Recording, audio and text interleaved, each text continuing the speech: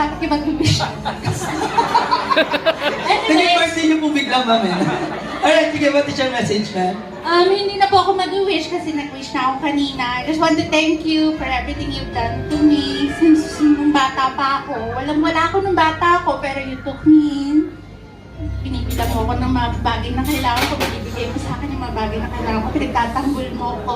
Andiyan ka lagi para sa akin. That's why I'm always here for you.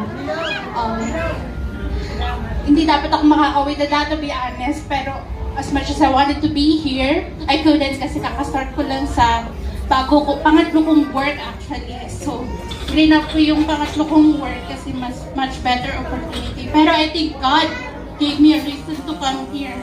Bago ako pumunta dito, nagkaroon ako ng maraming sakit. Nagkaroon pa ako ng swollen face, everything.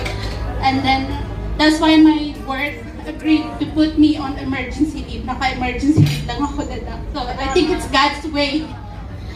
Tsaka sa nangyari kasi sa'yo, naisip ko na rin, life is short. You only live once. Take the opportunity, take the moment, and live for a moment.